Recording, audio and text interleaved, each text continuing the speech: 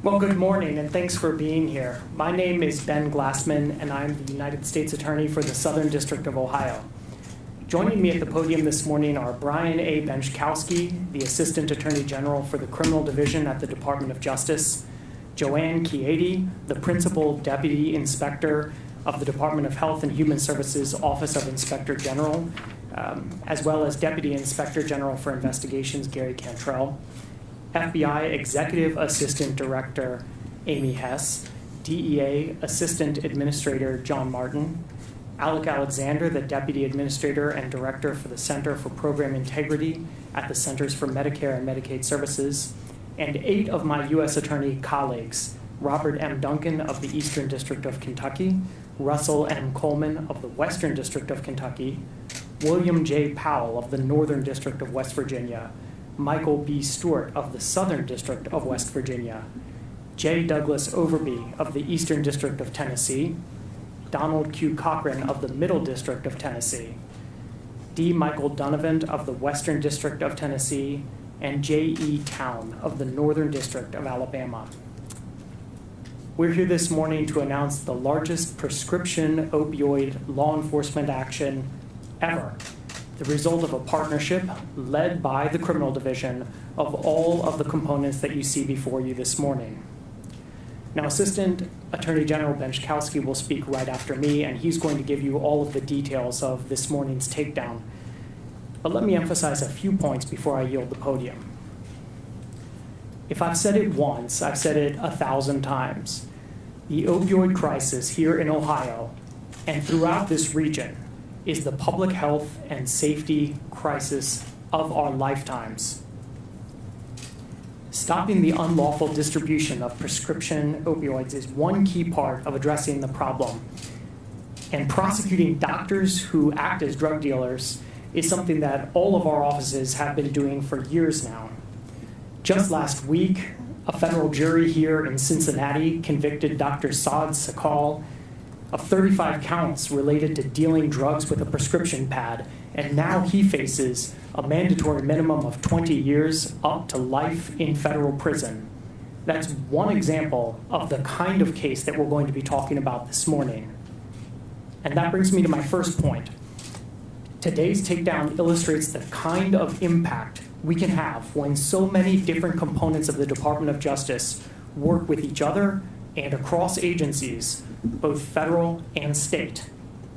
The second thing I want to emphasize about today's takedown is that we are bringing enforcement and treatment closer together today than ever before.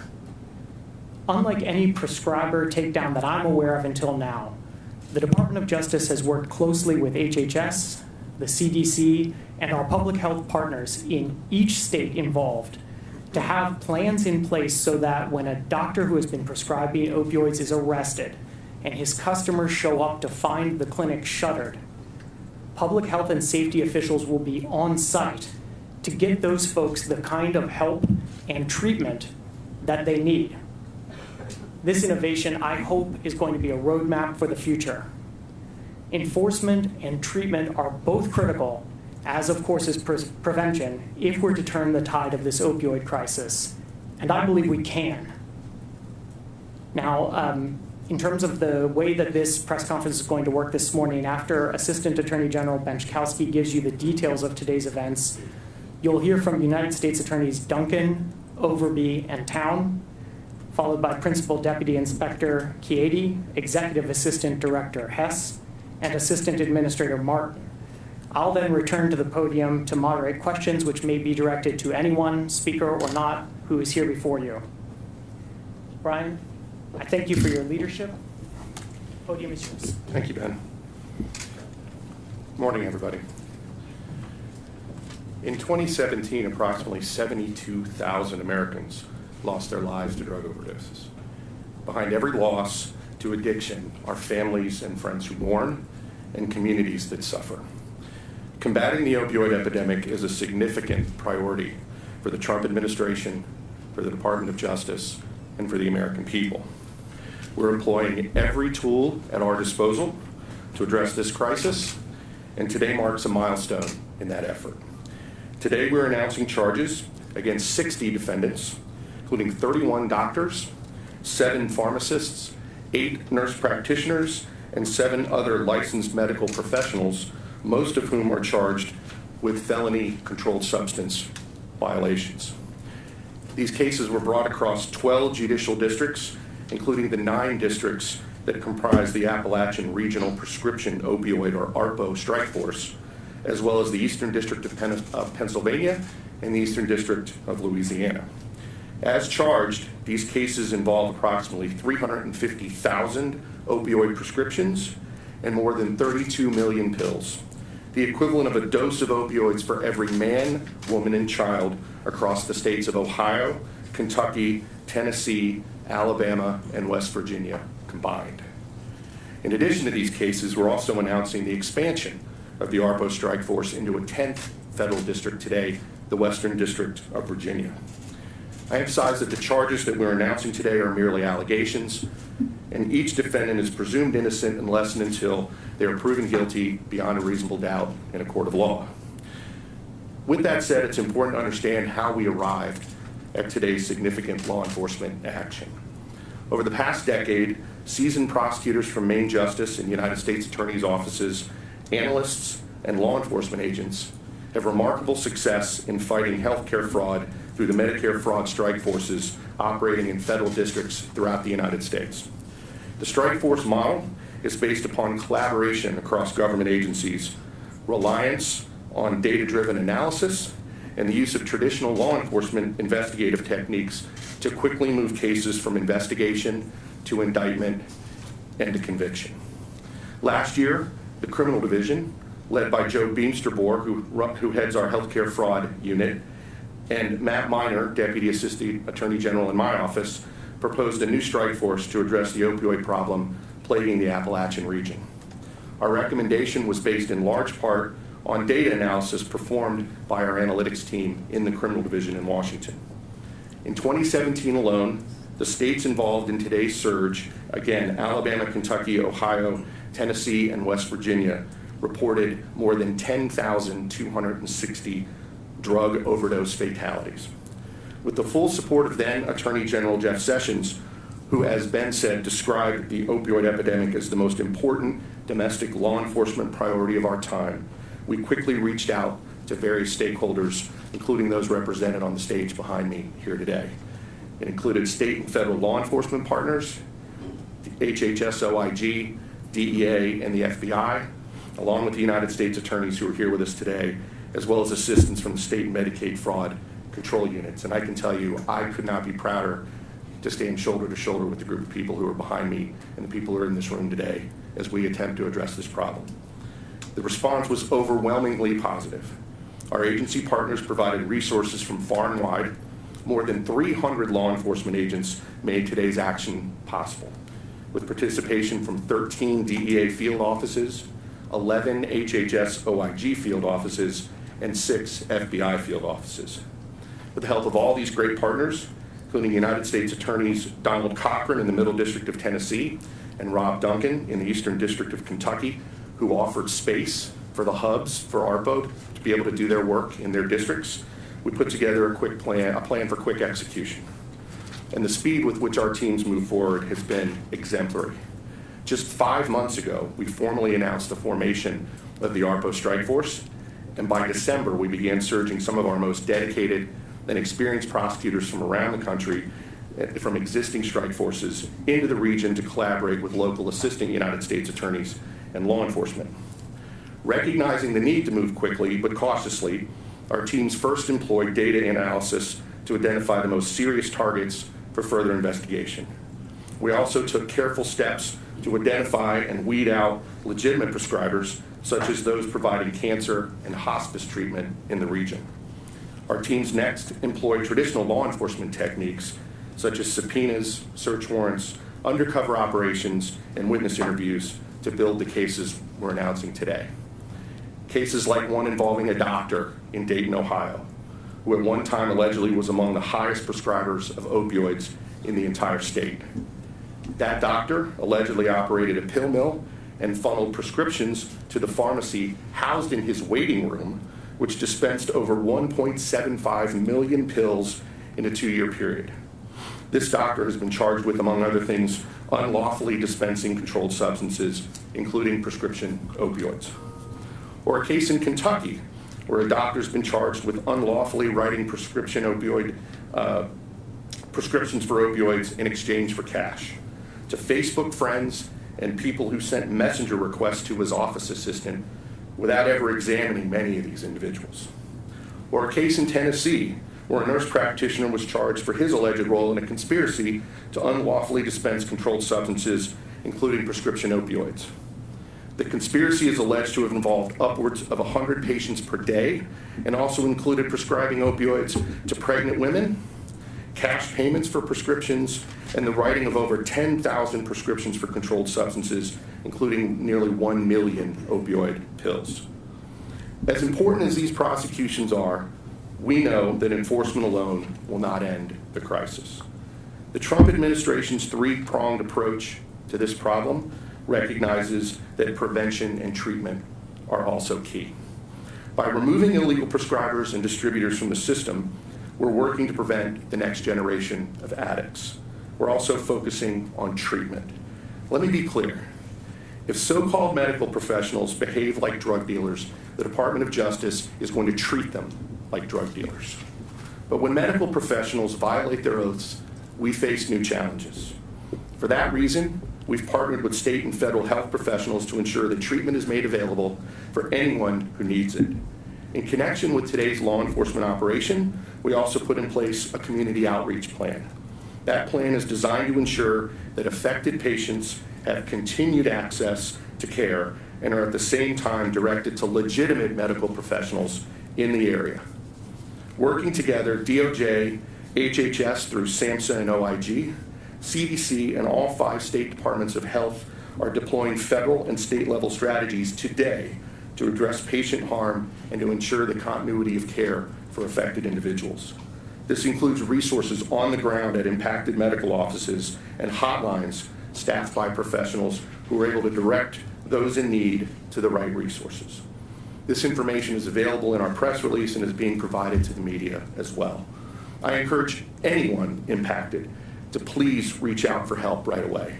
If we can save one life in connection with this law enforcement operation, that alone will have made it worth the effort. Working in collaboration across government, we are stopping corrupt medical professionals in their tracks, providing services to those in need, and working to prevent the next tragic loss and the next grieving family.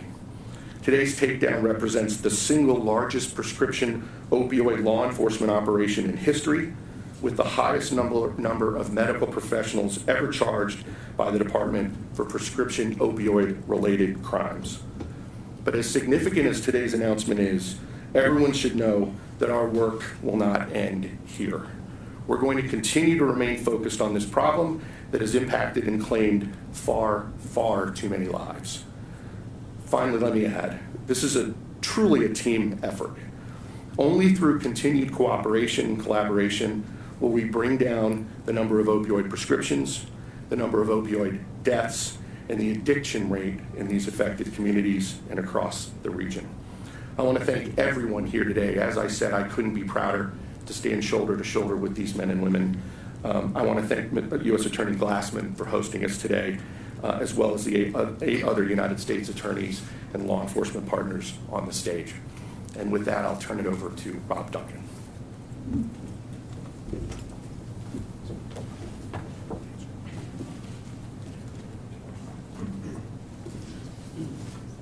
Good morning, everyone. My name is Rob Duncan. I'm the United States Attorney for the Eastern District of Kentucky.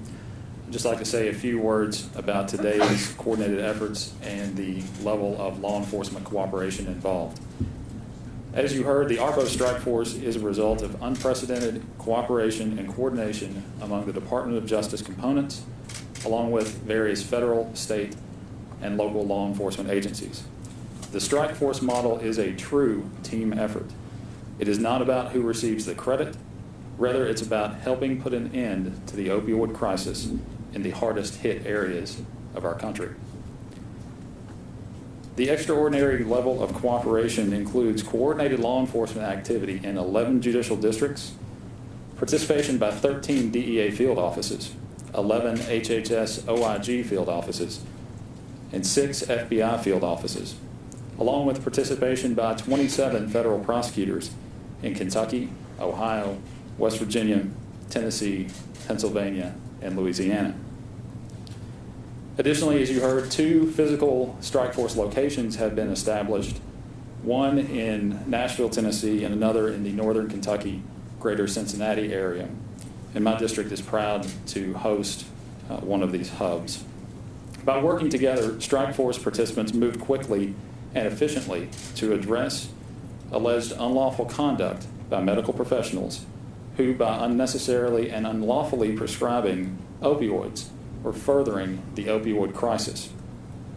Federal law enforcement agents, investigators, and prosecutors from the ARPO districts and the Healthcare Fraud Unit in the Department of Justice Criminal Division worked collaboratively to gather evidence, review data, and prepare cases for prosecution. Agents and prosecutors in this initiative worked side by side together. In less than 6 months' time, the work of the strike force culminated with today's takedown and enforcement efforts against 60 individuals charged with various drug distribution and healthcare fraud offenses in the 11 judicial districts. Just this morning, dozens of law enforcement agents from across the 5-state region carried out arrests, served summons, and executed search warrants.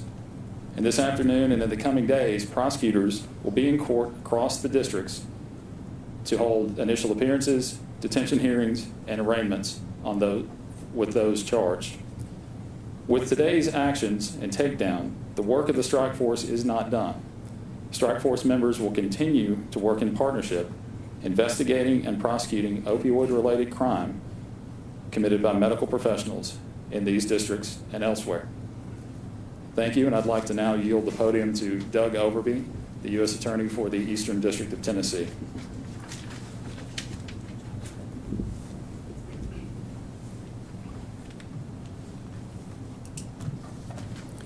Good morning. My name is Douglas Overby. I'm the United States Attorney for the Eastern District of Tennessee.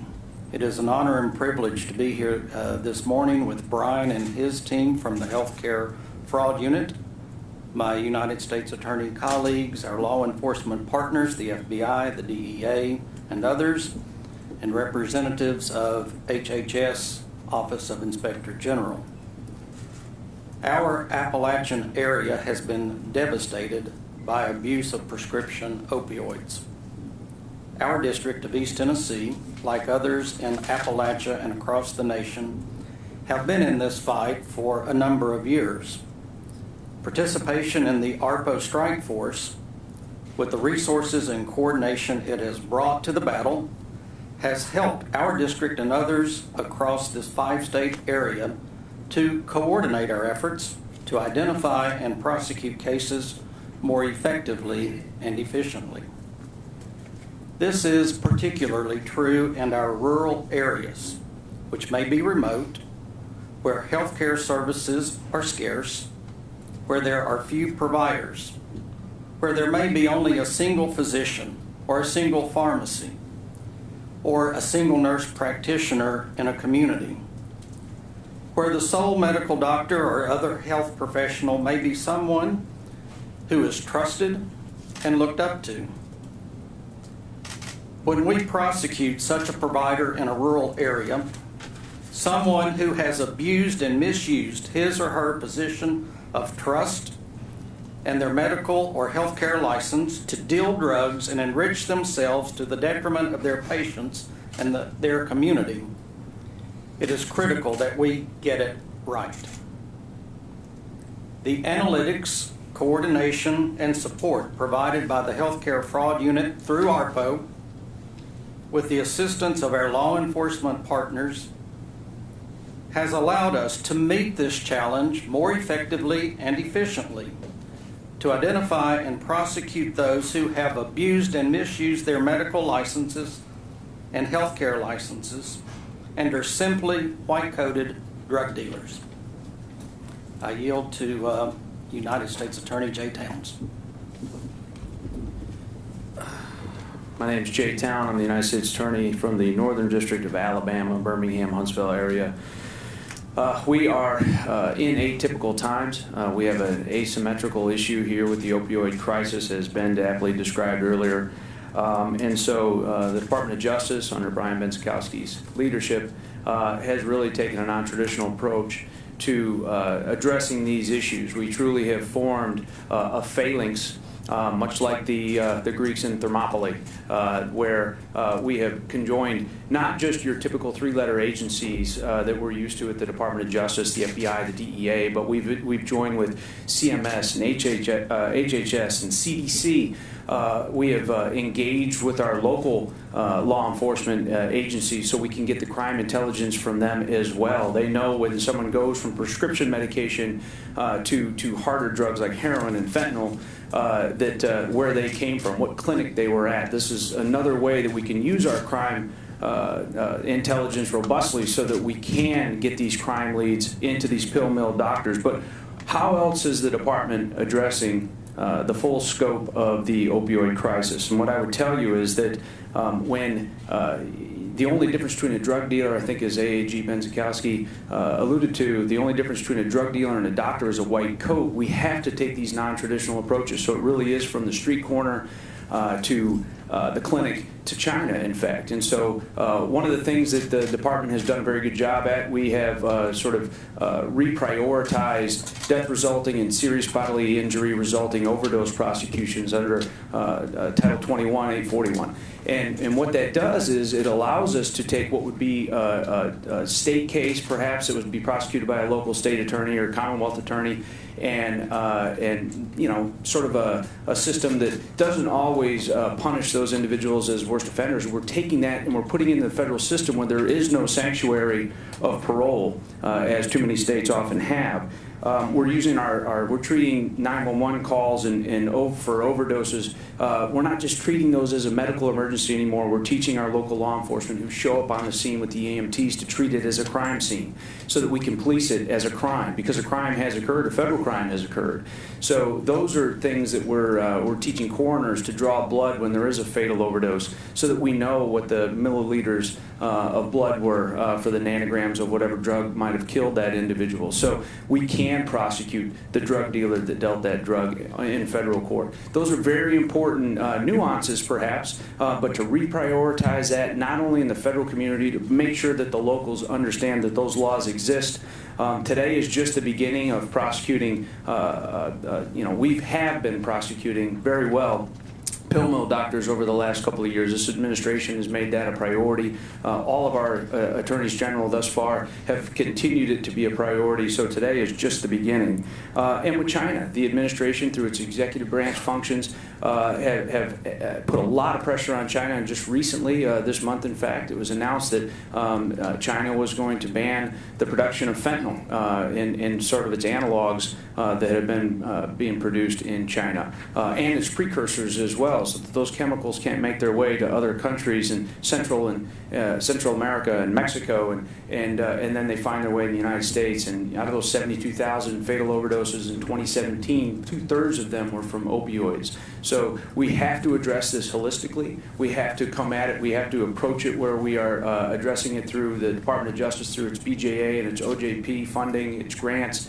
has done a lot to offer diversionary courts, mental health treatment, addiction treatment, drug treatment. It's done a number of things to offer training to law enforcement, naloxone, Narcan distributions and administrations. Those are all very important, not only to the life-saving functions of our citizens, but to our law enforcement as well. So we really have, at the Department of Justice, treated this holistically.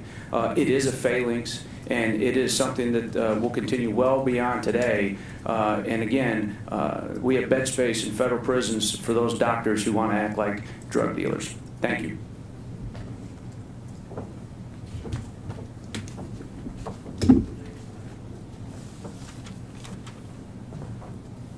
Good morning. First, I'd like to thank those that you don't see today that are not on the stage, and those are the boots on the ground, our law enforcement officials that put their life on the line every day for the American people.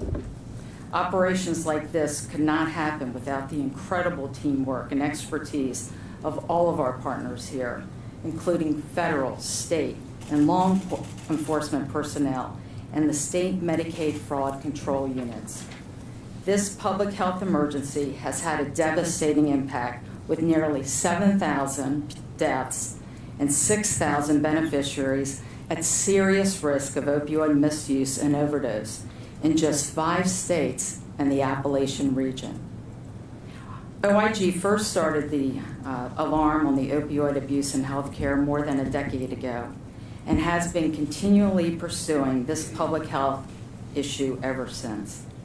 Our ongoing work focuses on gaining a better understanding of patients who are at serious risk in misuse or abuse, to understand their challenges, patterns of care, and treatment options. The reason is clear. Our mission, first and foremost, is protecting patients, young and old. Behind every data point, every audit and evaluation, every law enforcement action is an individual that depends on us to do our job. Addressing this crisis and ensuring beneficiaries have continuity of care requires an all-hands-on-deck approach with our partners. We have worked with the Centers for Medicaid and Medicare Services to implement drug management programs which can limit or lock in the number of pharmacies or prescribers that a beneficiary can use to obtain opioid prescriptions. These programs can promote better monitoring and care coordination of certain beneficiaries, promote appropriate use, and decrease misuse and drug diversion, as well as decrease overdose and death. We have partnered with the public health departments to ensure that public health response occurs in conjunction with opioid law enforcement actions.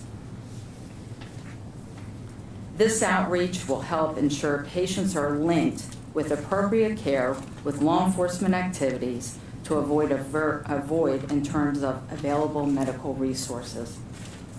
And we've provided tools to our partners, such as the Opioid Analysis Toolkit, to identify at-risk beneficiaries beyond Medicare, and programs like Medicaid and private insurance. In addition, we are issuing a report today analyzing opioid use in Medicare Part D within 5 states of the Appalachian region, including Alabama, Kentucky, Ohio, Tennessee, and West Virginia, in an all-out effort to protect beneficiaries from prescription drug misuse and overdose.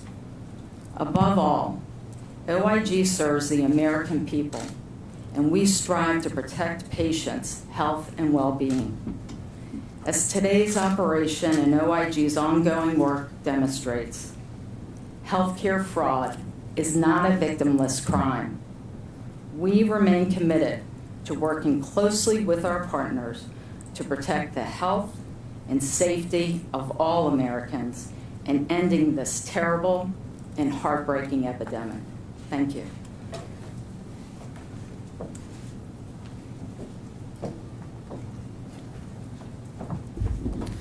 Good morning. Amy Hess from the FBI. As noted, today's takedown is the single largest prescription opioid law enforcement operation in history. It targets the so-called medical professionals who abused their oaths and abandoned their responsibilities to the patients who trusted them. It illustrates the lure of greed and making a profit at the expense of those that need treatment. It demonstrates the power of partnerships and the impact that can be achieved when agencies work together toward a common goal.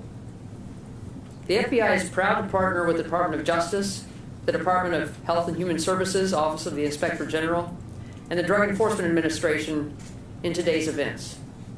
Moreover, we're proud to be a part of the Appalachian Region Prescription Opioid, or ARPO, strike force. The ARPO initiative is an extension of the same essential partnerships we developed through DOJ's healthcare fraud strike force over the past decade. Using the strike force model, we've now focused our resources on a region of the country which arguably has suffered the most from egregious prescription opioid diversion schemes. Within the FBI, we have surged resources, assigning additional special agents to each of 6 FBI field locations involved in this effort. These agents work alongside our partners from DOJ, HHS, and DEA, as well as state and local law enforcement, to make a difference in the lives of those affected by reckless prescribing and dispensing practices. In addition, we're providing intelligence support and data analytics to help the strike force prioritize potential targets for investigation. To be clear, this effort is not targeting the individuals who are caught in the cycle of addiction and are vulnerable to the profit-seeking medical personnel charged in today's announcement. Removing even one criminal masquerading as a medical professional who diverts opioids for profit can make a significant and lasting impact on a community, the patients, their families, their friends, and others who care about them. Today's event, announced less than 6 months after the ARPO strike force was launched, exemplifies the commitment of the agencies represented here today to stop the illegal and irresponsible prescription of opioids, particularly in Appalachia. And the FBI is proud to be part of this vital effort. Thank you. I'll turn it over to DEA Assistant Administrator John Martin.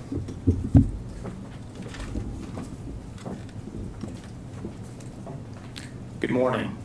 On behalf of the men and women of the DEA, I want to thank Assistant Attorney General Benczkowski, United States Attorney Glassman, all the U.S. attorneys representing the ARPO region, the FBI, HHS OIG, and of course our other federal, state, and local partners for their hard work to fight the deadliest drug epidemic in our nation's history. I also want to recognize the great work of our special agents in charge and all their investigative personnel from our DEA's Detroit, Louisville, and New Orleans field divisions. Their efforts over the last several months have contributed greatly to today's action. So Sac Planson, Sac Evans, and Sac Byerly, thank you to you and your staff. Opioid misuse and abuse is an insidious epidemic created in large part by the overprescribing of potent opioids nationwide. And unfortunately, Appalachia is at the center. The epidemic has resulted in a new generation of people suffering from the disease of addiction, and DEA has been a part of these frontline efforts and playing a central role. We're using all available means, administrative, civil, and criminal, to ensure that our 1.8 million registrants comply with the law. Since July 2017, DEA has issued 31 immediate suspension orders, 129 orders to show cause, and received 1,386 surrenders for cause for violations of the Controlled Substances Act. Today's announcement builds upon those important statistics and sends a clear message that these investigations involving the diversion of controlled prescription drugs have been and will continue to be a priority for the DEA.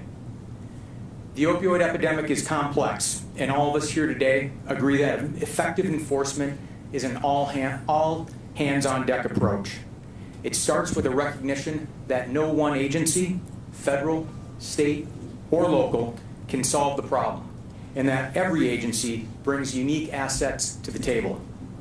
The ARPO strike force is the perfect example of interagency cooperation and collaboration. Announced 6 months ago, the ARPO strike force also demonstrates that by working together, we can provide a swift and coordinated response to the problem. Today's announcement involves alleged crimes against 53 medical professionals, including 31 physicians, 7 pharmacists, 9 physician's assistants or nurse practitioners, and 6 other healthcare professionals. This takedown is the largest of its kind against DEA-registered prescribers.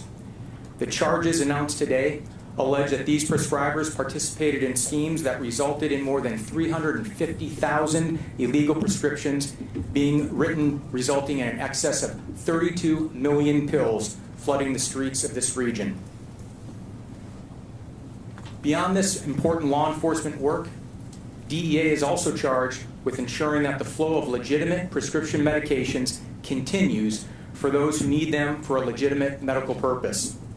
In this way, I want to recognize the extensive and unprecedented collaboration with our partners at CDC, SAMHSA, and all 5 state departments of health, who are deploying strategies to ensure continuity of care to patients suffering from opioid use disorder. Today's arrests affect more than 28,000 patients in the region, and all of us here today are committed to ensuring that patient care is not impacted.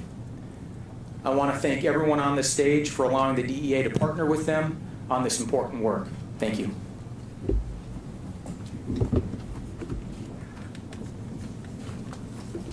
All right, well, that was a lot of information that we just gave you.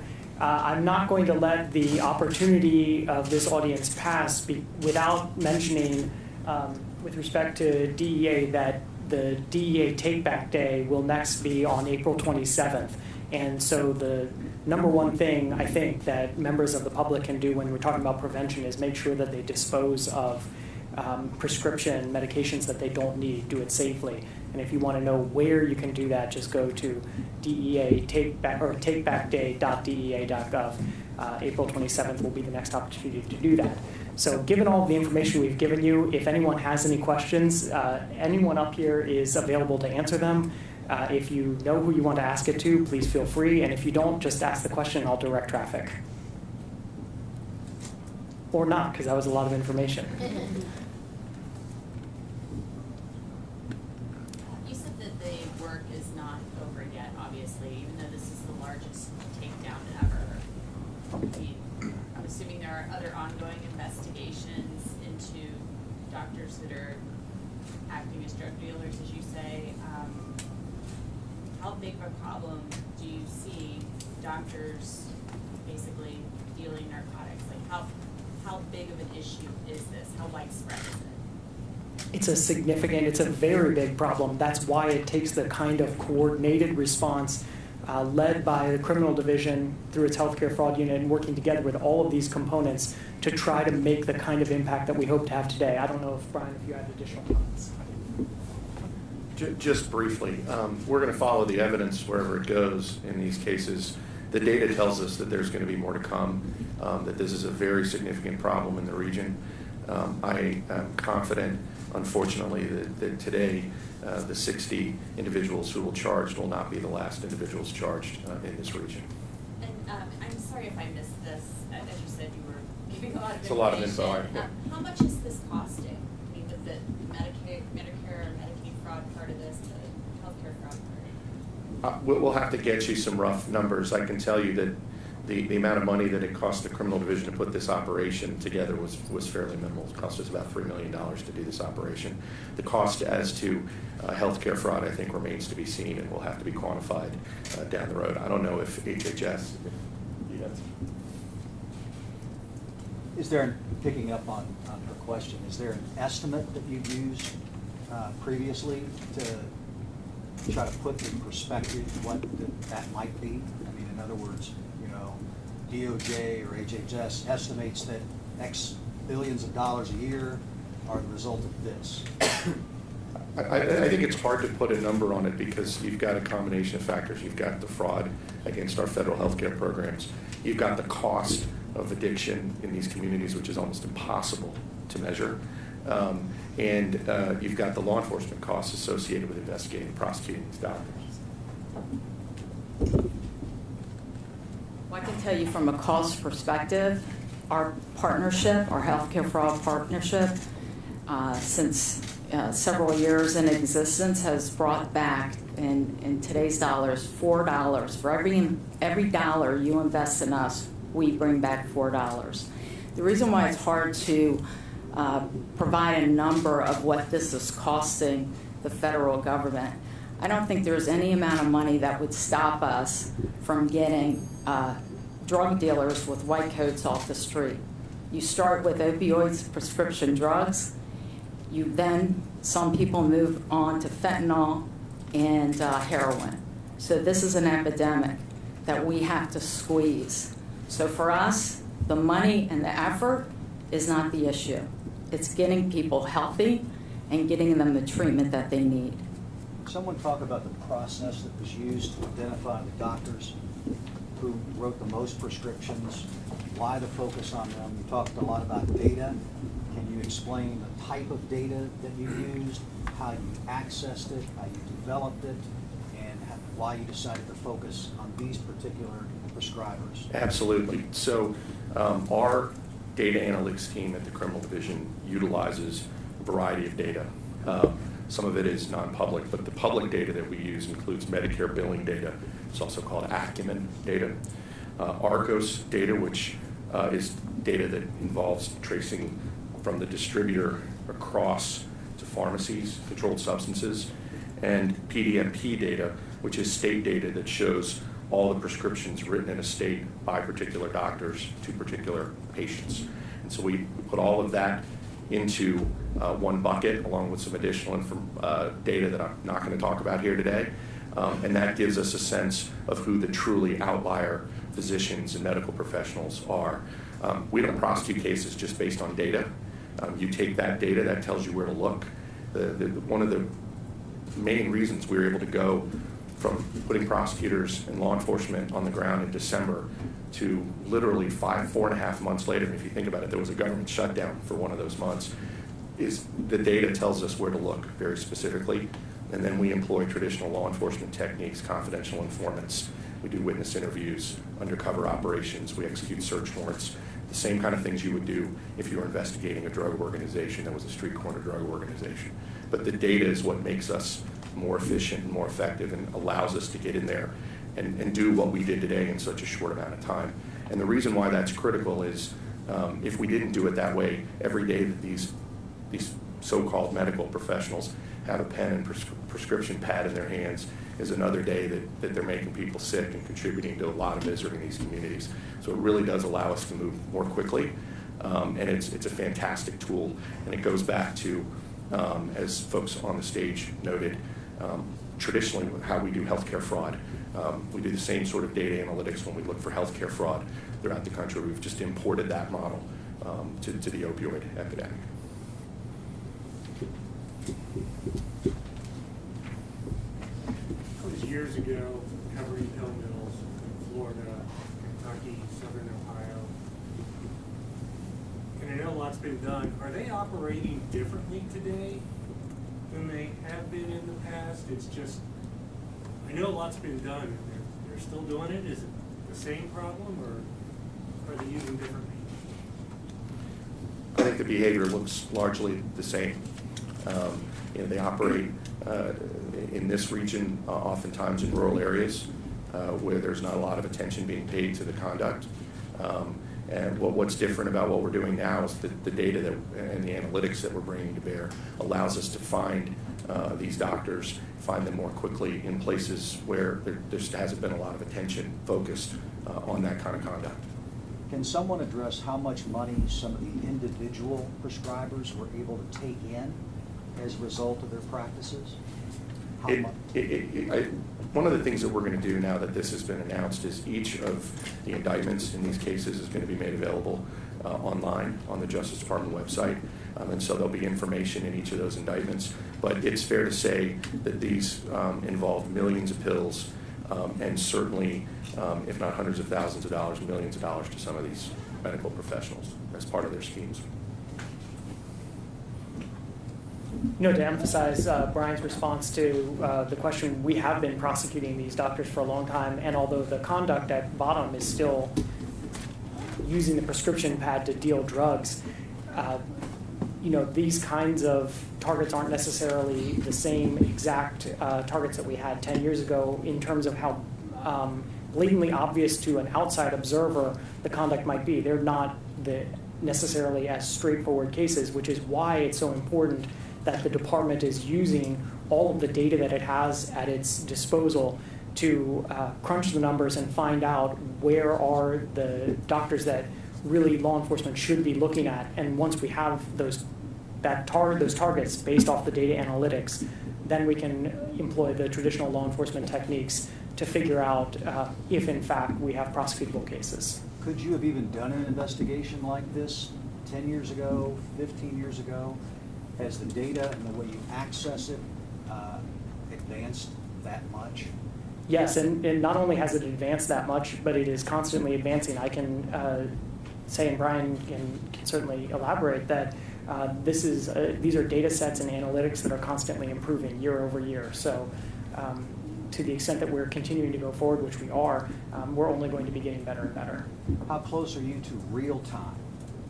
In other words, how much can you compress that window of time to identify which doctors are prescribing, an excessive amount of opioids or other medications, as opposed to hearing tips about it maybe after a few years of them doing it? How close are you to being able to track that as close to their prescription date as possible, so it doesn't go on for a longer period? Exactly. The data runs that we get, I think, vary depending on the types of data that I described.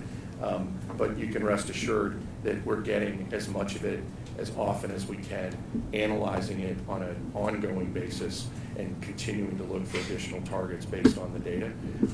It's difficult to do in real time, but I mean, just think about what we were able to do in what is, by a fair estimation, 3.5 months from identification to arrest and indictment today.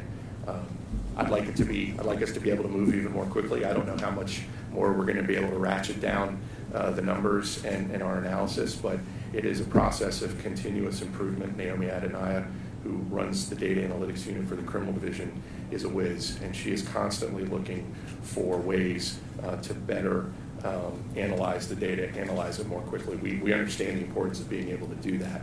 We're not there yet, but every day we're trying to get more, just better at it and be able to work more quickly. Well, I'd like to thank everyone for coming here today. Really appreciate it, and thank you for being here.